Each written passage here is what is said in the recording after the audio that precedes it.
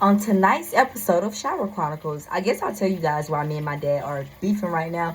But really, but not really. I got his ass on a block list, and it's just like, Nicole, why are you beefing with an 86-year-old?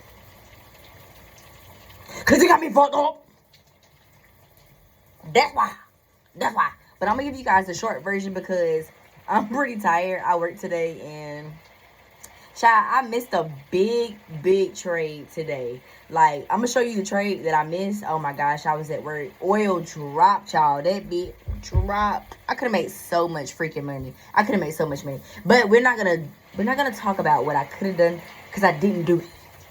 I missed my opportunity. But let's talk about why I'm beefing with my 86-year-old dad. So y'all, my dad used to live with me, and I used to charge him rent, $400 in rent. But he asked me a year in to help him find his own place. And that's literally what I did. So what I did the last year that he was living with me is I used to put his $400 that he was giving me for rent, and I would leave it in his account. Right? So I said, when he moves, he's not going to have to pay for nothing. Nothing at all. And I did exactly what I said I was going to do.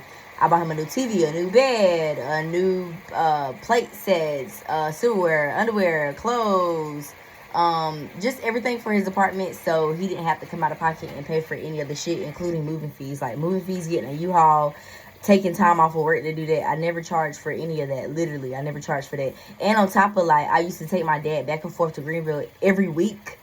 Yeah, that's a what, 30, 35, 40-minute drive every week. And I wasn't charging gas money. And then I was his caregiver at one point. And then I had to quit because he was taking advantage.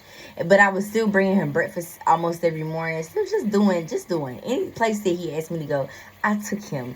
And I didn't charge him anything. That's all I'm saying. I felt like I did really, really good by my father, including saving money for him. So anyway, y'all, when he moved out, got him his own apartment. Basically, he still had some money left over. Shout out to me.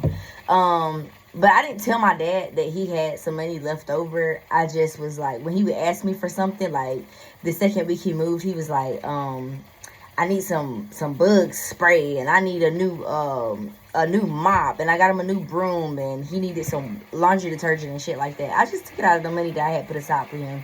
So anyway, y'all, he asked me basically to make a big purchase, and I was like, okay, yeah, cool. I'll just take it out of the money that I got saved for you. And he was like, money saved for me? What you got saved for me? And I was like, well, at this point, it's like a little less than $600. And he was like, oh, okay. He didn't say nothing, y'all. Why? Literally about 2 weeks later, he made it seem like I was skipping him out on his money, like, because I was managing his money too. And I'm just like, Dad, I literally pay your rent, I pay your phone bill, and I give you whatever else. I don't even charge you for nothing. What are you talking about? So, y'all, he is, like, ranting and raving with me right now. But I did block him because you're not even calling to say, hey. And then, like, that was pissing me off, too. I'm like, you ain't called to ask me how I was doing, if I'm all right, if I need anything. You just treat me like I'm on demand. And, he hurt my feelings, y'all, because not only do me and my dad have a broken relationship when it comes down to money, but it's just like, why you gotta act like that towards me? I actually did you some good. You just don't see it. But y'all, he old. So I'm not going to argue back with my dad. I just tried to explain it the best way I could.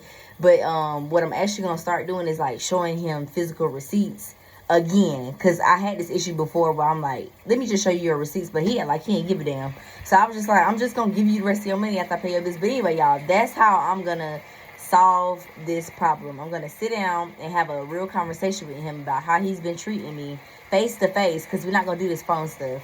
And yeah, like, if he want me to not manage his money anymore, that's fine too, because I don't want the headache. But if he does, we're going to set some boundaries. Literally, don't call me back. And y'all, that's the thing. He was calling me back to back. And I was just like, okay, I got to go. I'm at work. He would call back to back. I had to block him. And I just really unblocked him because I'm like, I keep telling you the same thing. You act like you don't want to understand. And I think, like, you're dedicated at this point to the misunderstanding. I'm not misusing anything. I'm not skipping you out on anything. You had leftover money from money that I put aside that was supposed to be your rent.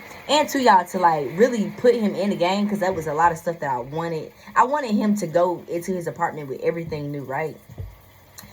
The last few months, I took it upon myself to like start paying his phone bill so he could save like in that account. Literally, I was like, shit, I'm out. I just pay his phone bill. It ain't nothing but $50 anyway. You know, I'm already doing everything else under the sun like he my own freaking kid. So I was just like, yeah, he hurt my feelings. But y'all, this is why I'm beefing with my 86-year-old dad. And that's my chronicles for the night. Y'all ain't had no energy. That's how you know I went to work.